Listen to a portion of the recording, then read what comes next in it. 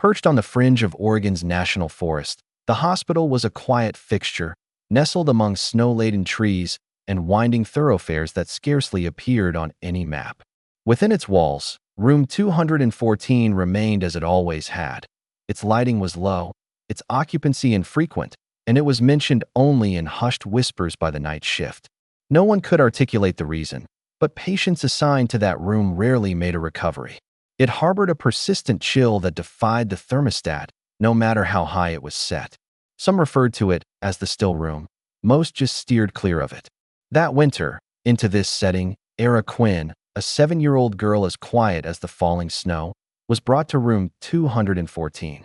Her complexion was pallid, nearly see-through, and her breathing barely disturbed the plastic tubing at her side. For days, she had remained mute, unresponsive to light or sound. Her mother, Mara, a one-time elementary school teacher who had sacrificed everything to be at her daughter's side, had ceased posing questions, choosing instead to count her daughter's breaths. It was the only thing that retained a sense of reality. Beyond the window, snowflakes descended in slow, gentle spirals. The hum of machinery was a low, constant drone. The air was thick with the burden of waiting. No one anticipated what was about to unfold. Not when a black and white form materialized at the hall's end, silent, close to the floor, and advancing with a disquieting sense of mission. The security footage never revealed its origin. One second the corridor was deserted. The next, the creature was there, as if drawn by some imperceptible force, perhaps summoned by Era's unspoken entreaty. A stray German shepherd, dripping with melted snow and possessing eyes that shone with an unnerving awareness, came to a halt outside room 214. Then, as though answering a call, it stepped through the doorway. The corridor leading to room 214 was notoriously the most silent part of the hospital. Even the most experienced nurses avoided lingering there. Consequently, when a black and white figure emerged from the far end of the hallway, soaked with snow and moving with a silent steadiness, no one intervened. Cameron, the night nurse, was the first to spot him. The dog moved with a serene confidence, as if he belonged there. As he passed her, an unusual warmth spread through her chest, like a soft voice had urged, "Let him pass." She complied. Inside the room, Era Quinn remained motionless. Machines throbbed quietly around her, casting pale green and blue light. Her mother, Mara, was dozing in the recliner, enveloped in a hospital blanket. A creak from the door startled her. Mara glanced up and was momentarily paralyzed. For a brief second, she was unable to react. A stray dog was standing inside her daughter's hospital room. This should have filled her with terror, but it did not. 12 years prior, Mara had raised a German shepherd named Toby from a puppy. He had been her dearest companion, her shadow, her solace through mourning, through the challenges of single motherhood, through it all. He had passed on just 2 winters before. The dog standing before her was his near-perfect double. The same fur, the same eyes, the same quiet intensity in his gaze. Something stirred deep inside Mara's chest. Her breathing hitched. She remained silent and still, but in her heart, a door swung open. She gave a single nod, and as if this was the only permission the dog required, he advanced. Quietly and confidently, he mounted the mattress with deliberate, practiced care and lay down next to Era. Then, gently, he laid one paw over her small, open hand. For a moment, there was nothing. Then, everything changed. Era's fingers flexed almost imperceptibly. Her voice broke the stillness. "You really came." Initially, no one intended for the dog to remain. Hospital policy was strict. No animals on patient beds, particularly in a critical care unit. But as Orion settled beside Era, an atmosphere of tranquility permeated the room, defying the inflexibility of regulations. Room 214, however, had ceased to adhere to protocol long ago. Era had been transferred to palliative care just 36 hours before. Her organs were failing. Her brain activity was nearly flat. Dr. Hale had conveyed the update himself, his tone quiet and professional. Mara hadn't contested it. She hadn't even wept, just nodded, numb with shock. So when this quiet, solemn animal appeared, with a gaze that seemed to hold more understanding than any person in the room, no one possessed the will to object. It was a nurse named Sienna who voiced it first, whispering, Honestly, if he's what is keeping her with us, just let him be. Nobody argued. And so, Orion stayed. At first, he just lay next to her, motionless and watchful. Then came the slight movement of her fingers, the whispered words, and within hours, her heart rhythm began to achieve a stable rhythm. By the following morning, her oxygen levels had improved. Her pupils were once again reactive.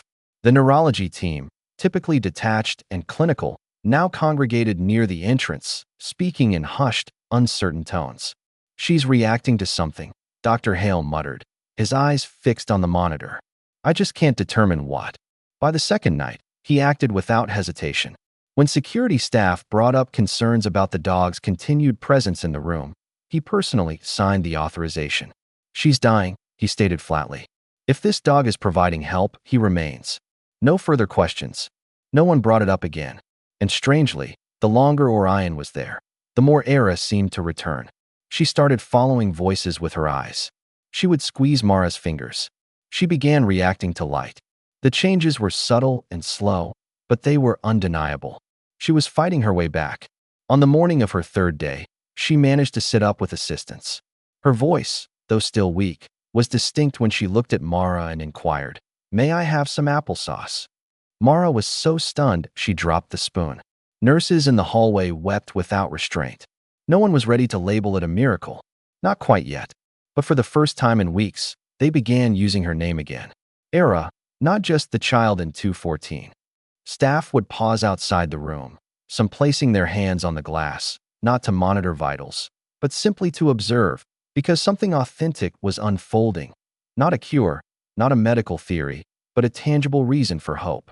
And in room 214, that had become more than enough. By the week's end, Era was no longer the child everyone had been quietly preparing to lose.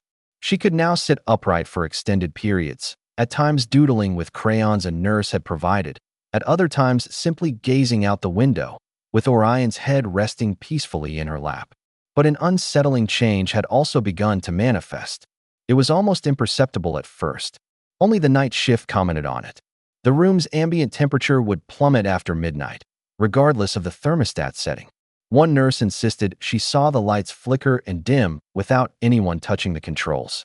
Another swore she detected faint whispering sounds as she walked by the door. Orion sensed it as well. He no longer slept soundly through the night. Instead, he would sit upright for hours, his body tense, his gaze locked on the far left corner of the room, an area shrouded in the shadows thrown by the heart monitor. Mara was the first to witness it. She awoke one night to see Orion motionless and rigid, his eyes fixed on that shadowed corner. When she called his name in a whisper, he failed to react. His ears twitched, his muscles drawn tight. He was either listening or waiting. The following day, a new nurse, Ava, arrived to take routine vitals. Young and unacquainted with the strange atmosphere of room 214, she came in with a professionally cheerful demeanor. "Good morning, Era," she beamed. Before she could say more, Era interjected. "Hey, she doesn't sleep like we do." A sudden silence filled the room. Ava blinked, disarmed by the girl's tone, which was calm, assured, and sounded far beyond her years. Mara looked up abruptly from her chair, taken aback. Era's fingers continued to stroke slowly through Orion's fur, her expression unreadable. Later that afternoon, Dr. Hale came back with a fresh series of brain scans.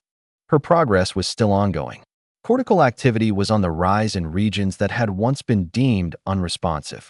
But he had also started to document something different: Orion's behavior. In his personal notes, he jotted down observations that would never appear in a medical chart. Dog alert at 3:12 a.m. Patient staring at corner.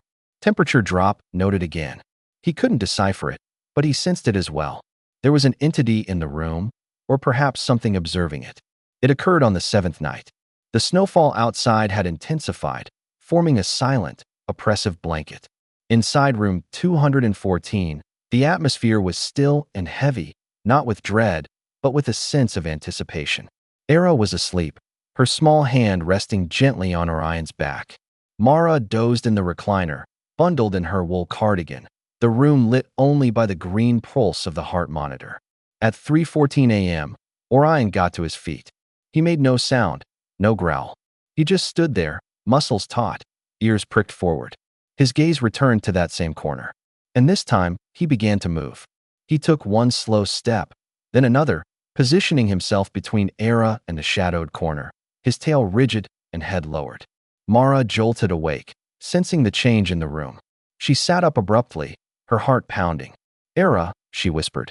The child didn't move, but then the lights buzzed. One flickered and then burst with a crackle of glass. The room was cast into a dim, wavering darkness. And Era started to convulse. Her back arched violently, her mouth agape in a silent scream. The monitor blared, her heart rate becoming dangerously erratic, her oxygen levels plummeting. Mara shrieked for assistance, frantically pressing the call button. No one responded. In the flickering gloom, Orion lunged. He did not collide with a wall. He did not hit empty air. He struck something. The sound was a deep, guttural snarl torn from his chest. He launched himself at nothing visible, but he attacked with clear intent. His body slammed into the vacant space by the corner repeatedly, his claws scratching against the tile floor. And then Era gasped. The lights returned to a steady glow. The machine's alarms quieted. The air felt warmer, lighter, breathable once more. Dr. Hale rushed into the room, his eyes wide, absorbing the scene. The shattered light, the disarray, the girl's limp form cradled in Mara's arms, and the dog standing protectively between them and the corner, his back arched and teeth bared at nothing at all. "What happened?" he demanded. There was no answer. Era whimpered. Then, in the faintest voice, she whispered into her mother's chest, "He didn't let it take me." The snow had started to thaw, but room 214 retained a wintry feel. Even with the heater on, a chill clung to the corners, a palpable tension that had not dissipated since the night the lights had exploded. Era had not said much since then. She responded when spoken to. She would nod and occasionally smile. But a new quietness had settled over her, as if she were attuned to things no one else could perceive. Mara was the first to perceive it. The way Era would cast a glance toward that same shadowed corner before she drifted off to sleep. The way she would trace circles on Orion's fur with an absent-minded touch.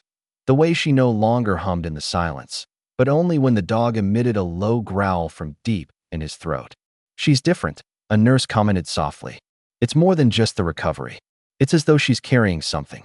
Dr. Hale had started to visit without his clipboard. He would linger longer, lean closer, not in anticipation of medical reports. There were none, but because the room's atmosphere seemed to demand a quiet presence. Then one morning, Era looked up from her blanket and posed a question. "Do names have power?" Mara stopped, her coffee cup halfway to her mouth. "Sometimes," she answered carefully. "Why do you ask?" Era gave no reply. But that evening, it began again. Orion was the first to stir, his ears twitching and tail stiffening. The lights faded slightly. The temperature fell. Mara drew the blanket more tightly around her. "What's happening?" she whispered. Era showed no fear. She appeared prepared. "It's returned," she stated. Orion rose from the bed, assuming the same posture in the same spot, facing the corner. And then, without looking away, Era declared, "If I speak its name, it cannot remain." Mara went rigid. Her maternal instincts screamed, "No, don't acknowledge it. Don't call it closer." But her gaze registered the resolve in her daughter's face, the composure in Orion. "What name, Era?" The child's fingers clutched Orion's fur. She uttered a sound, sharp and fractured, like the grinding of broken glass on ancient stone. It was not a word in English. It was nothing Mara had ever encountered. The lights grew dimmer.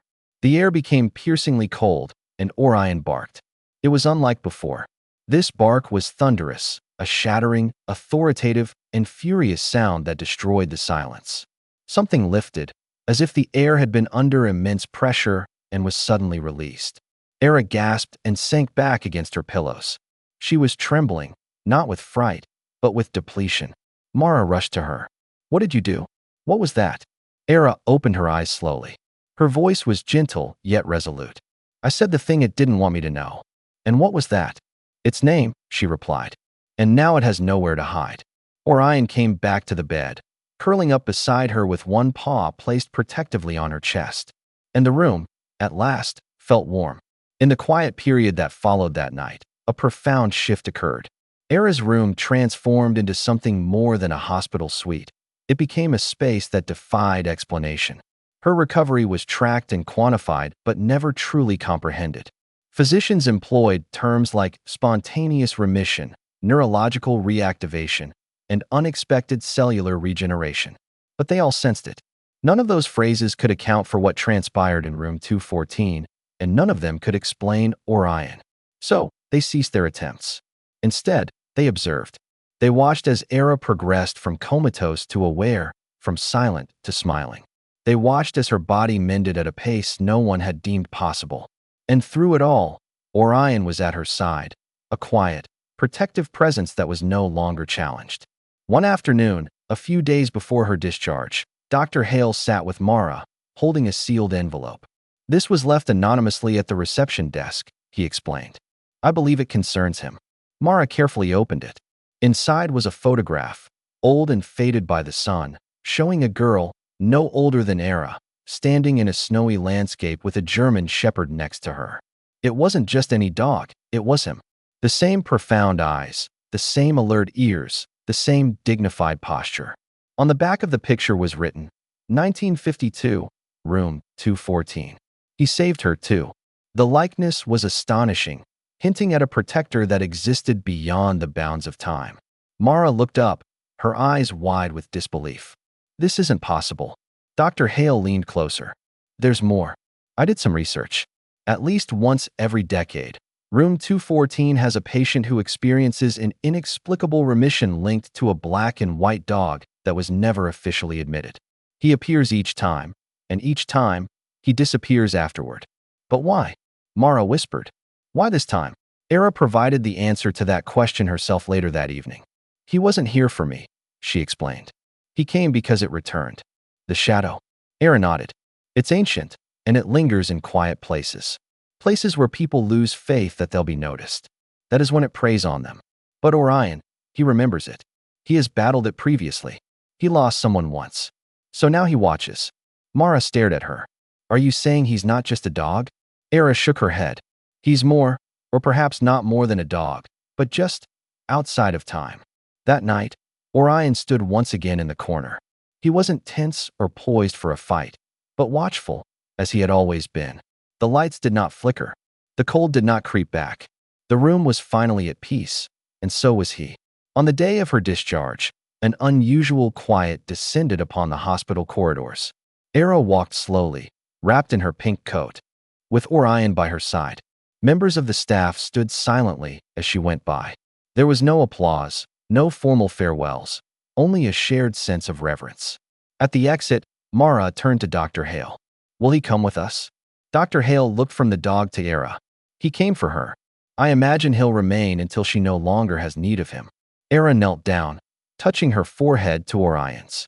"You remembered me," she whispered. And maybe he had.